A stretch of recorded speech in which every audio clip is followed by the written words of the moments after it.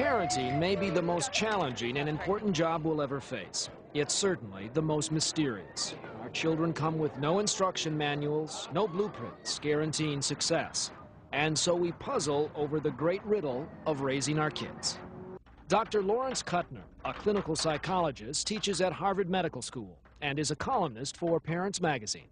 What makes it difficult now is that the problems faced by parents of this generation are quite different from the problems faced by parents of 1 or 2 generations ago. We begin with Barry and Barbara Cohen, who've been fighting with their 2 sons, ages 9 and 7, about everything from homework to bedtime. Unsure of what to do, Dad does what was done to him. I spanked one of my children so hard. I hated myself. I said, I said, what am I doing? I knew I couldn't continue like that. Is Daddy a good parent? No. No, And turn it off. why is he not a good parent? Because he yells at me, he hits me, he punishes me, he makes me go to bed early. And why does he do that? Because he's mean. Tell me an episode when you lost control. The 2 of them would be fighting. I would tell them 5 minutes before, don't even look at each other, don't sit near each other, just stay away from each other. A minute later, one of them is crying or both of them are crying. I would be so upset myself that I would lose control. I'd wind up spanking them, and everybody would be crying. And where do you think you got that idea to do that in the first place? My father was a screamer. My mother was a screamer. Barry comes from a long line of screamers. And that's what he grew up with, and that's what he knows, and that's what he's perpetuating. Even if it doesn't work, that's the one technique he's comfortable with, so he keeps doing it. Yeah, but you can't always be explaining to kids. Well, no, you can't always be explaining to kids, but you can say, you guys are acting out too much. You're going to have to quiet down. I want you in your room until you can quiet down. That's very different from the you in your room, you in your room. You believe in spanking? By itself, it's a lousy technique. It doesn't teach the child anything new, except to fear you.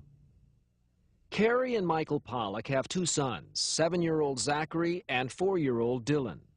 Capturing the chaos on tape is easy compared to calming the storm. What would you do? Go upstairs when you cry and when you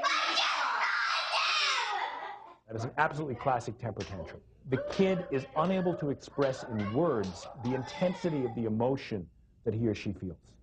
And so it comes out with flailing arms and kicking legs and screams. They're completely out of control.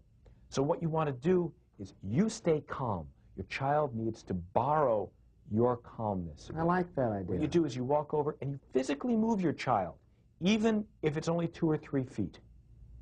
Why? It shows that you are in control of the situation. There are times, are there not, when punishment is absolutely called for? Well, discipline is different from punishment. Right? Discipline has to do with teaching.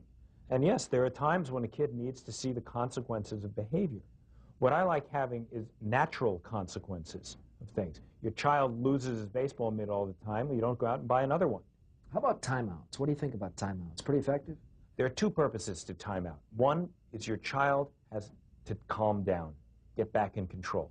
The other is the parent has time to calm down and get back into control. What we found with timeout is the shortest period possible is the best.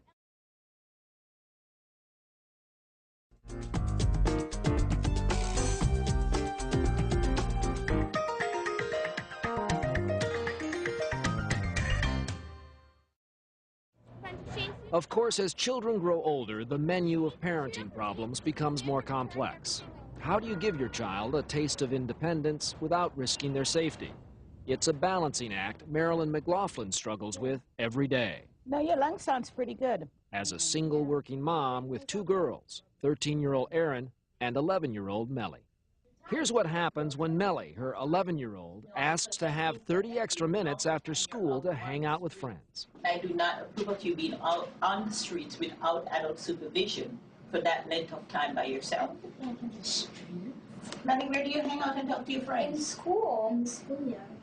No, you... Because a lot of the people play basketball and we sit around as well. But there's no adult supervision over there.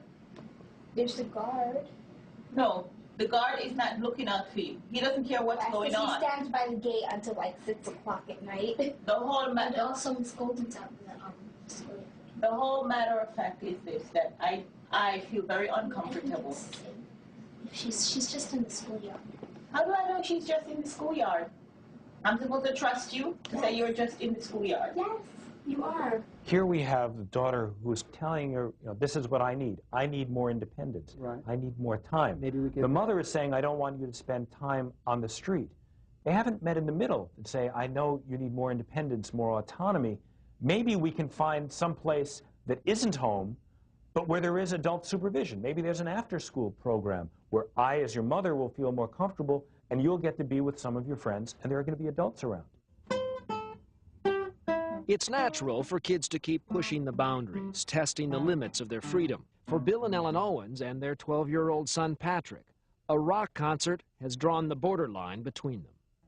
The argument moves to their living room, where both parents and child slip into their well-worn roles. When was the last rock concert you were at? 35 years ago. Exactly. But Patrick, they weren't in the papers 35 years ago saying that people were seriously hurt at concerts. The Primus concert was not in the newspaper. Yeah, but we're not going to know. The next one that's going to blow up into a riot with a mosh pits. People are going to get hurt and killed and called ambulances, or somebody's going to bring a gun. Yeah, we are scared. You're right. Damn right. This is a 12-year-old boy. Right. Is that too young to go to a concert? There's no age cutoff either way. What's important is that if this is such a big deal for the child, how can the parents see that their main need, the child's safety, is addressed? That could be with a chaperone. If they're scared that he's going to get injured in moshing, how could he avoid it? If he finds himself surrounded by this, if people are grabbing at him, what does he do? If they decide not to let him go to this concert, should there be other options given at this point? Yes, they should let him do something different. Otherwise, he's going to keep on pushing the envelope, keep on pushing for more. As diaper changes and midnight feedings inevitably give way to first dates and late-night parties, the best advice may be to remember that the ultimate goal is not about making carbon copies of ourselves, but a healthy, happy original. I'd like my kids, our kids, to feel really good about themselves. And I think if they can feel that way, that they can accomplish whatever they want. I'd like my kids to grow up and move out.